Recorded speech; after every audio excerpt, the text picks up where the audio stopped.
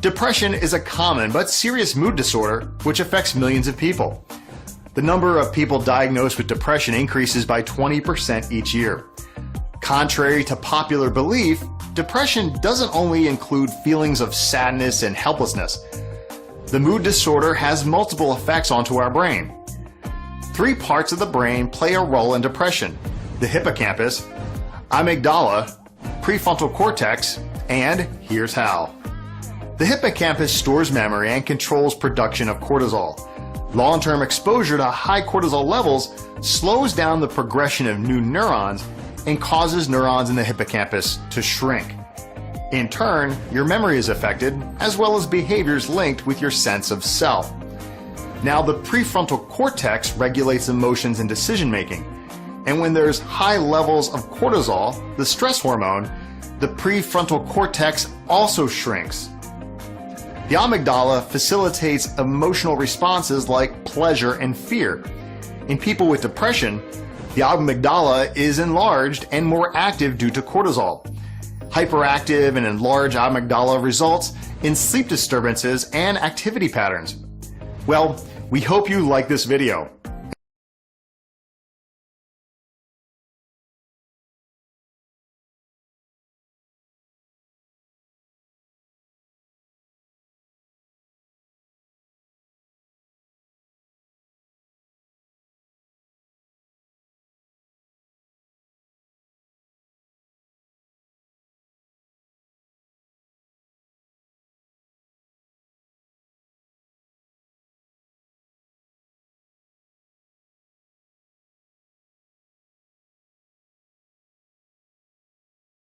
That comes from disappointment or sorrow. The word disorder means an abnormal physical or mental condition.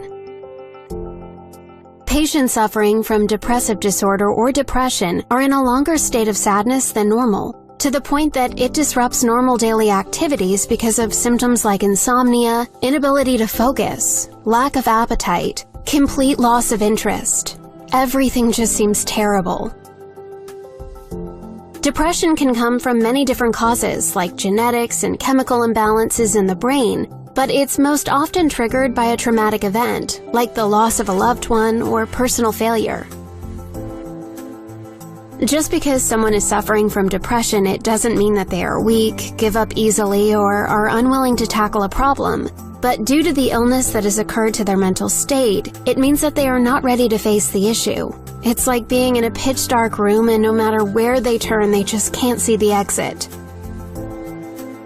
But with proper help and supportive peers, it's like there's a helping hand in turning on the light, which guides them to solving their problem on their own and returning to their regular lives. Many of you are probably wondering if perhaps you fall into this category too. Let's see if within the last 2 weeks you have experienced any of the following symptoms. 1. Feelings of discouragement, sadness, or despair. 2. Complete loss of interest in activities or hobbies. 3. Loss of appetite or extreme overeating. 4. Insomnia or excessive sleeping. 5. Feelings of anxiousness, restlessness, or complete lack of motivation. 6. Fatigue, easily decreased energy. 7. Feelings of worthlessness and disappointment in oneself. 8. Lack of concentration, focus, memory retention, and inability to make decisions. 9. Suicidal thoughts. If you have experienced more than 5 of these symptoms almost every day within the past 2 weeks, it could mean that you are at risk of having depressive disorder. But before diagnosing yourself with depression, you should consult a psychiatrist who can offer you their professional opinion after conducting a detailed analysis. Seeing a psychiatrist or psychologist isn't unusual or something to be ashamed of. It's an incorrect assumption that those who seek mental health professionals are insane. In reality, those that are suffering from stress or complex issues with no one to confide in can also consult a psychiatrist or psychologist. Mental disorders are exactly like physical disorders that require specific consultation. It's the same as if your teeth hurt that you see a dentist or your knee hurts that you see an orthopedist. Depression, a dead desert where you stand alone. Might you be stuck there now in that wasteland of muted feelings? Take the depression test and count the signs that are true for you as we go along to get your depression symptom score. Sign 1, pointless. Everything has lost its meaning. If this all ended tomorrow, you wouldn't care. Sign 2, pressure in the head. It feels as if you have a cat sitting on your head.